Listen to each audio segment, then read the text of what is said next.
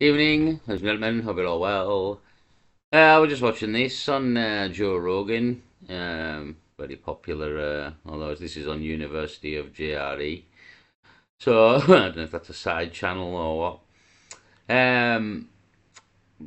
Mel Gibson, obviously Hollywood actor. Lethal Weapon, various other films. He was well famous. Like when I was young, when like Lethal Weapon and that were coming out. Mel Gibson was an absolute A-list celebrity, and he same as somebody who recently just died, Val Kilmer. Um, bum bum bum. They were all A-list celebrities, and then it got to like the year 2000, and they all got kind of dumped. But a lot of it was to do with Mel Gibson. Is he made Passion of the Christ?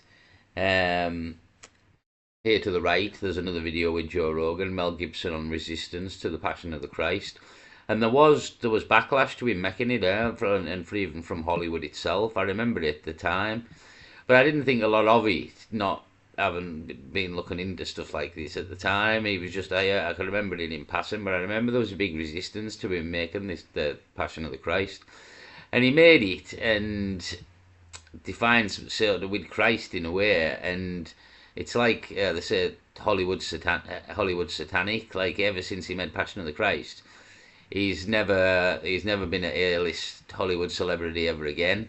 So there's kind of a bit in it, to be honest. Like as well, like all this satanic Hollywood, there is a lot of backing to it as well, and with stuff that Mel Gibson's went through since he made Passion of the Christ, and he's a firm believer in Christ. And I've just noticed the Shroud of Turin here studies. Dr.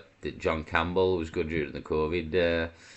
Good during the COVID crisis. Dr. Campbell is from Carlisle, near from where I am, where I went to the other month. He lives in Carlisle.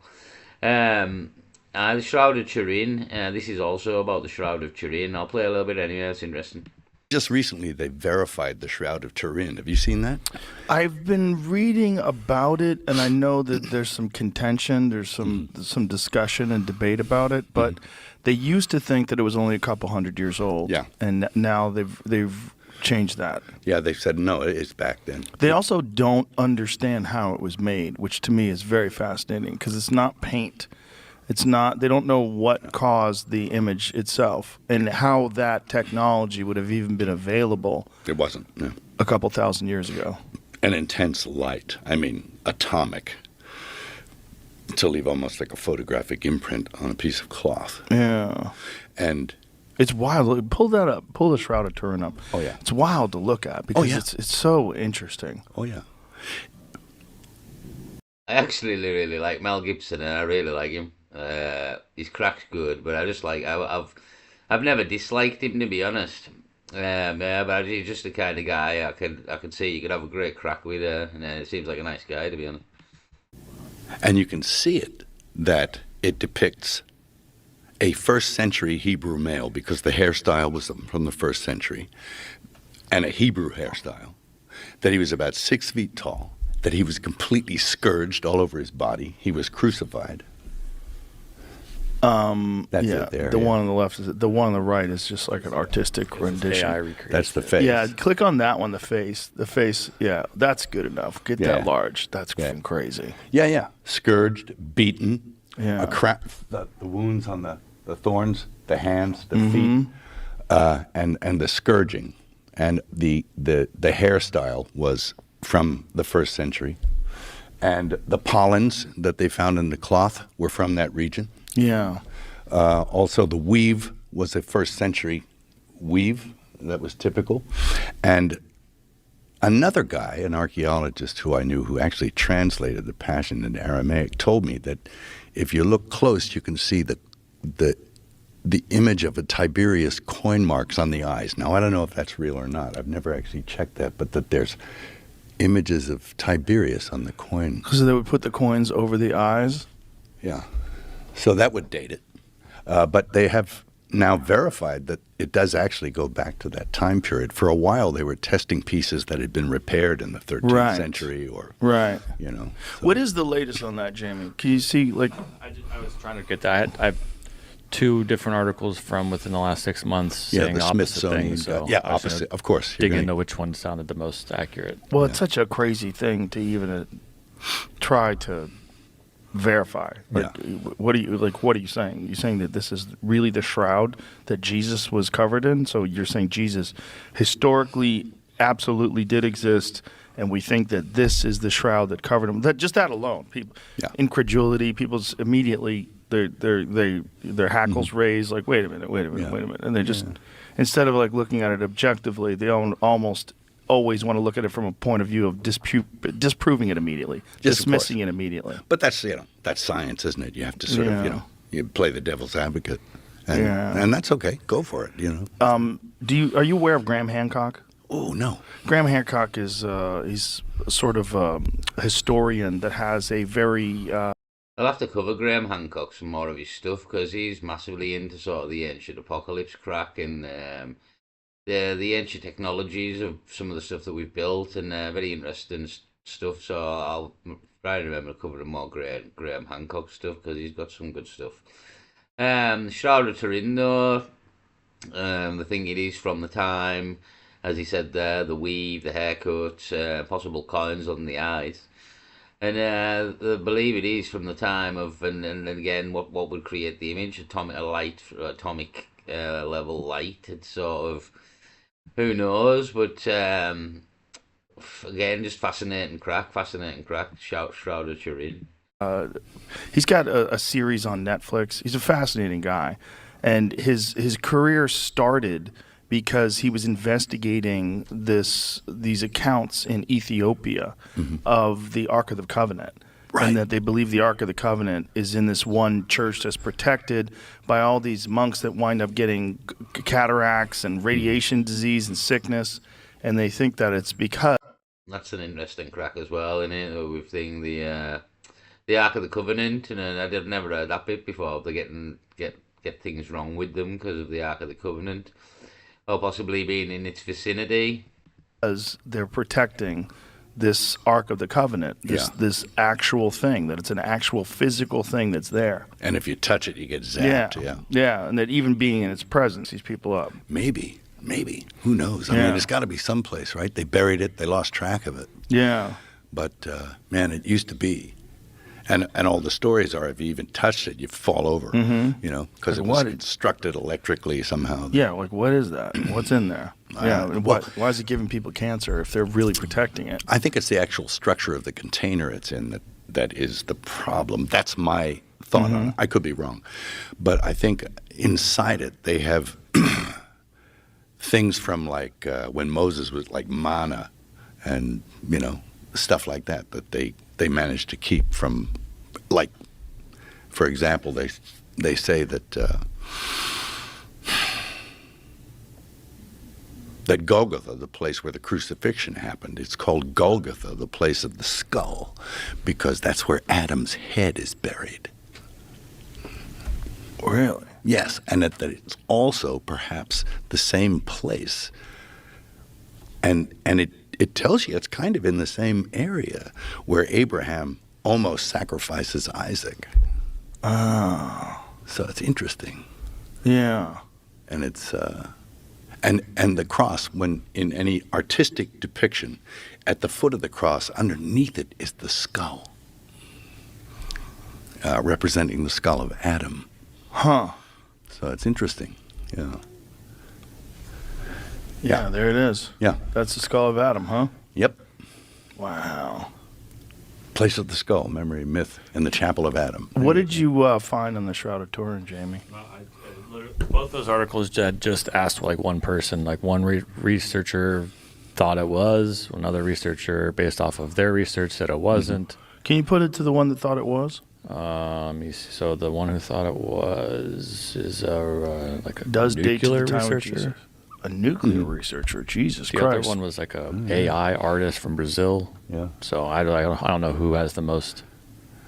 So it says, study published in the journal Heritage. The authors conducted dating work on a sample from the shroud, coming to the conclusion that it may be a 2,000-year-old relic. The shroud, which has long been the subject of intense scrutiny, features a faint image of a man some believe is the body of Jesus miraculously imprinted onto the cloth, while the latest study does not discuss the question of whether or not the artifact was indeed Jesus' burial shroud. Specifically, the authors did find its age is roughly consistent with his time.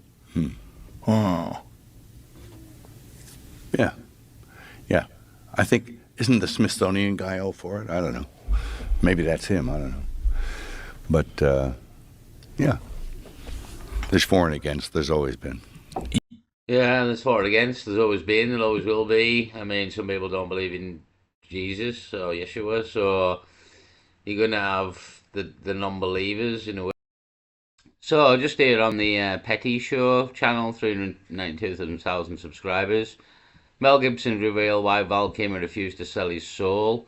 And Val Kilmer and Mel Gibson dropped out of Hollywood about the same time. So did a few others. I think they mentioned a few in this. Yeah, but I thought a lot of it to do with Mel Gibson was to do with him making The Passion of the Christ at the time. But Val Kilmer and a few, Val Kilmer just died recently, but a few others all dropped out. They were big stars and you never heard of them again. The timeline starts getting suspicious. Around 1998 to 1999, Kilmer falls off, and it's not just him. Mel Gibson, Wesley Snipes, Brendan Fraser, they all go dark around the same era. Mel, once the king of box office, suddenly can't get a gig unless he finances the movie himself. Wesley gets thrown in prison over taxes his accountant supposedly fumbled. Brendan vanishes after calling out abuse. Are we seeing a pattern here? Because the internet thinks so. And Mel? He said the quiet part out loud in 1998. You know, I had a whole bunch of weird paranoid suspicions about what the hell was going on because there was a lot of stuff I couldn't understand. Right. And nobody was really bothering to explain it to me. They don't. And and I formed a bunch of opinions about the town and about the people in it. He described Hollywood like a creepy saloon in a Western, where the second you walk in, everyone goes quiet. A whole place can't be like, you know, Weird Town, you know, where the stranger wanders in and all the people are in the bar and they all shut up when he looks at them and they tell you don't go into the house on the hill, and it's like that. And then you go away and you think, no, I was wrong. I mean, that's insane thinking. I'm paranoid. I imagined that stuff. That couldn't be the reason for why so-and-so was acting like, could it? And then you find out later on the track that you are exactly on track. But as time passed, he realized he wasn't paranoid. He was right. After directing The Passion of the Christ, he got the silent treatment from every major studio. He was forced to bankroll his own projects. Now get this, 1999. Stanley Kubrick drops Eyes Wide Shut. Secret Society's mass... Eyes Wide Shut. I'm sure most people have seen this film. Tom Cruise, Nicole Kidman. It's possibly the last film they did together before they got divorced. They were married, them two, in the early days. Yeah, Stanley Kubrick, Eyes Wide Shut, again, sort of about sex, dark sex parties, satanic sort of ritual, Illuminati sort of crack.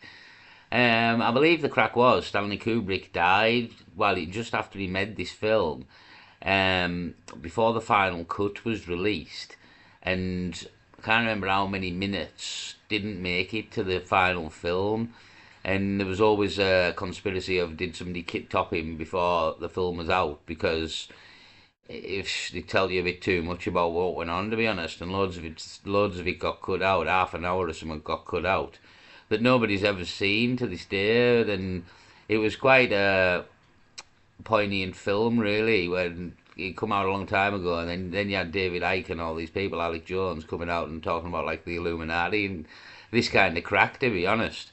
And then you had Bohemian Grove as well, where Bohemian Grove is kind of what goes like on here in a way. Elite parties, the whole film reads like a metaphor for the underbelly of Hollywood. Then, Kubrick dies. Not just dies before he can approve the final cut. Allegedly, 25 minutes of footage were deleted. And guess what else happened in 1999? Val Kilmer exited Hollywood's A-list. And speaking of masks, Batman. Think about it. Val Kilmer's Batman was cold, haunted, a shell of a man. A perfect metaphor for someone who's seen too much, worn too many masks. Kilmer wasn't just an actor, he was a documentarian of his own life. He filmed everything: childhood, sets, private moments. Like he knew he'd need receipts. His 2021 documentary Val was haunting. I have thousands of hours of videotapes and film reels that I've shot throughout my life and career. Shut the video camera off. I will keep it on until we're rehearsing. Oh, damn! Not just because of the footage, but because of the undertone. It was a man archiving his own erasure. And then there's the island. You know the one. The flights, the lists, the silence, the timing. Kilmer's downfall Epstein. lines up perfectly with the rise of whispers around Epstein's circle. Did Kilmer refuse an invitation? Say the wrong thing? We don't know. But let's just say that too many Maybe that's it. Maybe if you don't play ball with the Satanists, they kick you out. And it kind of looked that way with Mel Gibson to me, with Passion of the Christ. I always thought that. careers crashed around the same time for it to be a coincidence. But let's rewind to 2015. That's when the script for Sound of Freedom was first written. A movie about child trafficking based on the real-life work of former Homeland Security agent Tim Ballard. Filming wrapped in 2018. You'd think this would have been a big release, right? Nope. It got passed around like an unwanted group project nobody wanted to present. It sat untouched for 5 years. Imagine entering your name. About child trafficking, so obviously there's some big people involved in that, we think, and yeah, they've made a film about it, but I've never heard of this film, to be honest. Never heard of this film at all, so that's how well it was promoted, when it probably tells you to get it come from some guy who's seen what goes on. So yeah, here's a film about it. Here's where it starts getting sus. The movie was originally going to be distributed by 20th Century Fox, but plot twist, Disney bought Fox in 2019, and when they did, they inherited Sound of Freedom, and basically locked it in a vault. Suddenly it's like the film didn't exist. And let's be real, this is where people started side-eyeing the situation, because why would Disney, of all studios, suppress a movie about saving kids from trafficking? Fans were already speculating, but then Mel Yeah, of course, with Disney, and yeah, well, we all know, really. Gibson stepped in and made it even messier. Mel's been Hollywood's black sheep since forever. Like, this man has been calling out the industry's dark energy since the late 90s. Back then, he was still trying to figure out whether he was paranoid or if Hollywood was actually giving haunted house energy. But the longer he stayed, the more convinced he became. It's not paranoia if they're actually hiding something. He once described Hollywood like some twisted small town where everyone knows the secret but no one talks. One of the moments that stuck with people was when he shared what a powerful producer allegedly told him. There's a producer I know, successful producer. I will not mention names, but his whole opinion about women on film, from beginning to end, is very brief. He says, women on film, either naked or dead. Both is better. And it's like, whoa. Mel clocked Hollywood early on for being spiritually bankrupt. And as time went on, he wasn't quiet about it. He called them out for the way they treat women, exploit kids, and protect predators. So when Sound of Freedom finally did get released independently and started making waves, Mel supporting it felt personal. And guess what? The film ate, made nearly $100 million worldwide on. No, I've never heard of that film, $100 million worldwide. Yeah, I've never heard of it. Never don't know what year did it come out. Yeah, has anyone else seen that film? A $14 million budget. But the mainstream media, dead silent. Actually, scratch that, they weren't silent, they were hostile. CNN, Rolling Stone, The Guardian all labeled it conspiracy bait. No in-depth critique, no facts, just vibes and shade. Despite being pretty much iced out of mainstream projects, Mel's still been trying to make moves. He's been hyping up Lethal Weapon 5, saying it's actually the best script in the whole franchise, according to When's this? When's Lethal Weapon 5? When did this come out? 2 days ago, this video. Lethal Weapon 5, get on it. him. It's written, it's ready, it just won't get made. And even he can't explain why. No, it won't get made. Fuck.